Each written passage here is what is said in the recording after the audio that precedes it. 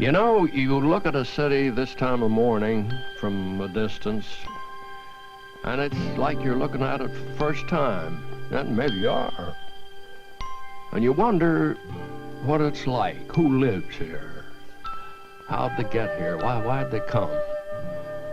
And what caused the city to grow up on this particular piece of ground anyhow? What made it take root and grow when lots of the others just sort of died out? Now, it happens I know some of the answers about this city, not because I live here, because I don't, but because I got lucky some years back and discovered this place, and I came to think a lot of it. I made many good friends here.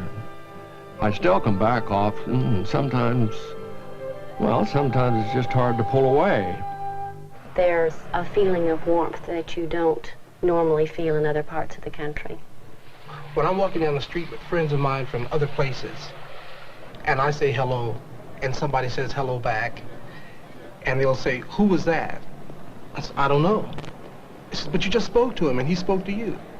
I said, "That's Fort Worth."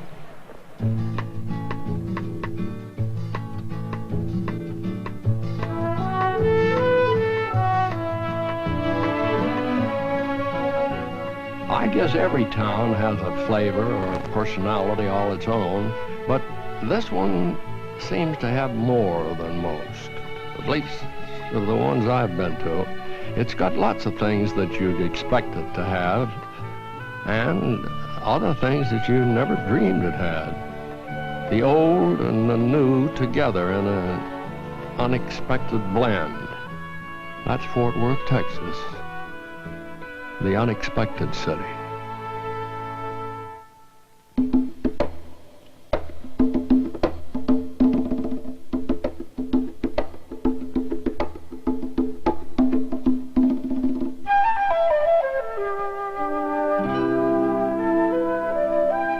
People might have heard for a long time that Fort Worth is cow town, and it's where the West begins, and that is true, very much so. But if people come from far away and they expect to see a lot of horses and wagons and things like this downtown or anywhere around the main city, well, they're not going to find that. Probably the biggest flavor of a western town that they'll find in Fort Worth is this people, the friendly people that they find here.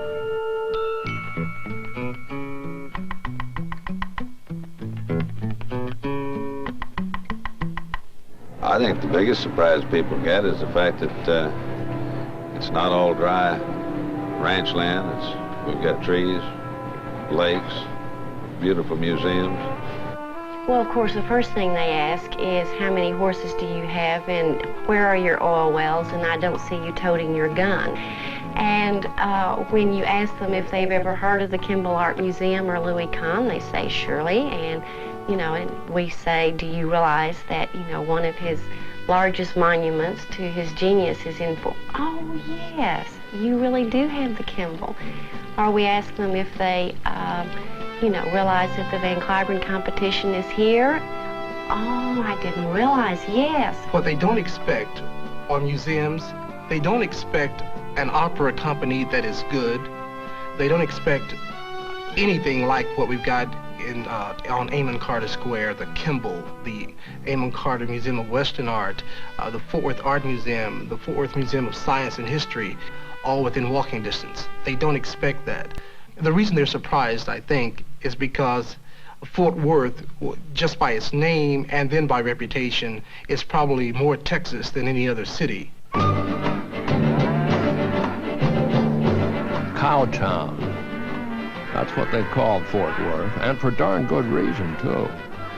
Before the oil men came, this town was built on cattle. Right on the Chisholm Trail, the hell-raising stop for rest and recreation even Butch Cassidy and the Sundance Kid couldn't pass up. Fort Worth got the name Cowtown very honestly, and I think we wear it pretty well.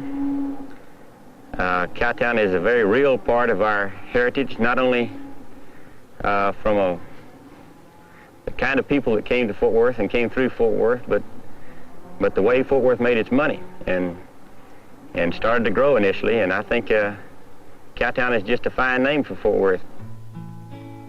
Fort Worth. I don't know of another town that, and I've seen quite a few, where you could enjoy great art on one side of the street and take in a cattle auction on the other. Well, you can do that in Fort Worth. You come to think about it, I guess you could always do that in Fort Worth. One night back in the turn of the century, Caruso sang to a packed house in the Northside Coliseum just 3 blocks from the Swift and Company packing plant.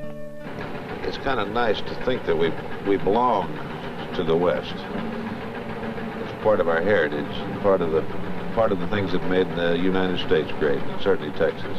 Every now and then I'll put on my boots and my Western shirt and walk down North Main Street and, you know, feel just like any of those other cowboys over there.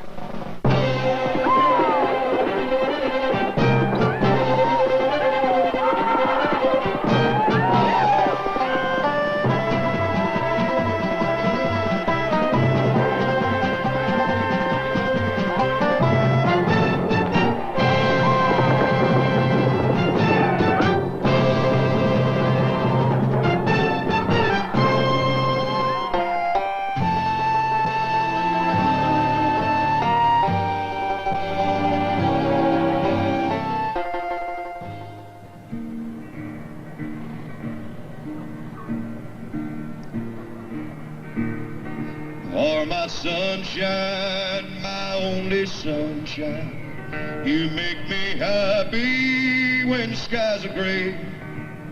You'll never know, dear, how much I love you. Please don't take my sunshine away. You know, I've been trying to get something sorted out in my mind, and here it is.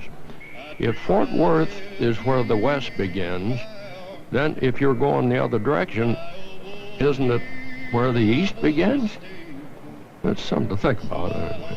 Maybe it helps explain a lot of the unexpected sophistication of this town, perched on the edge of the prairie, and the unique quality of life you find here.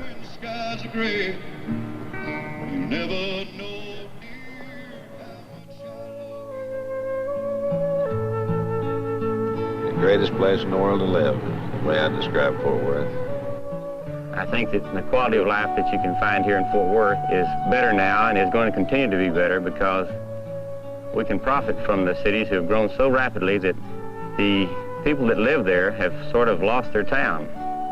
They live, if they have a newer house, an hour from where they work. They have to get up an extra hour early in the morning and get home an extra hour late at night, and I think it's unfortunate. If you've ever been to a big town like Los Angeles or Chicago, even Dallas, immediately you get the feeling coming back to Fort Worth that the environment and the pace of life is much more relaxed here. You don't have the tremendously big freeways. You don't have people rushing you. So it's much more relaxed. The major changes that I've seen, particularly over the years that I've been interested, have been those that deal particularly with human needs, integration, social issues, housing, those things that affect people the most. And I've seen the city council take an active role in alleviating some of those problems. And when I began to check around, I noticed that the mayor was actually talking to citizens on the phone, that a citizen could call and talk to the city manager. They could actually call and talk to the chief of police. So I realized that people are listening. Fort Worth was able to look at itself and say, I think we got a problem. Now, how do we deal with it?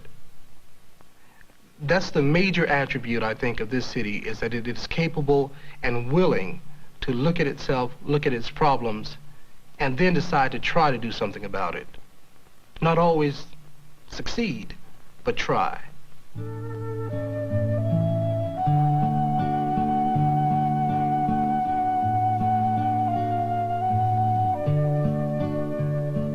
When it is all said and done, though, I think the best way to describe it is that Fort Worth is a nice place to live in. First of all, makes it you know, very pleasant to live here. And second, it's a nice place to make a living in. And maybe third, it's just marvelous to bring up a family. It really is. Well, we've moved quite a number of families to Fort Worth. In many cases, I've offered these men or their families an opportunity to move back to Boston or to New York, and without fail, they've declined my invitation.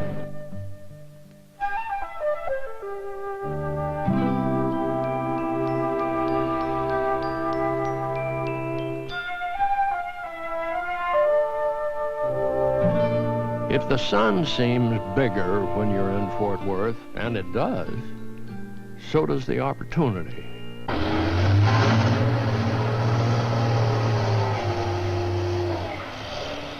You know, it's just amazing how Fort Worth has grown since I first started coming here. You know, years ago they used to call it Panther City. That's because the Dallas newspaper joked that they found a panther asleep on Fort Worth's main street.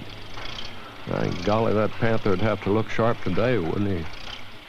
There seems to be consistent and continual opportunity. And you always get that in a younger community than you do in an older community. And as a result, this is the place that I would start again. My own personal feelings towards Fort Worth just go without saying. I owe it a lot. It gave me the type of training and background that served me well. And my hope is that the things that I can do is to offer the same kind of opportunities to the young people that are coming along, even better opportunities than I had. I think our problem in Fort Worth is to watch the way we grow, to remember that the city belongs to the people, and to make sure that the people are aware of the fact that they control, to a great degree, the destiny of Fort Worth. We can pretty much do what we want to do here. We can pretty much do what we want to here. You know, I don't know the last time I ever heard anyone say that about their city, if ever. But we can do pretty much what we want to do.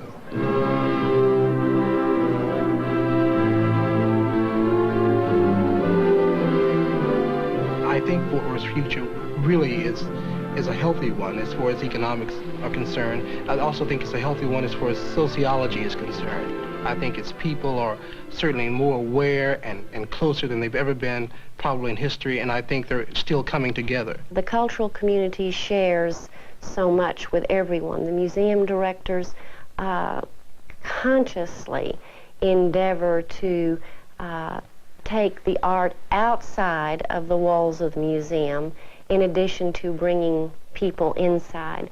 There is a conscious effort to have art everywhere.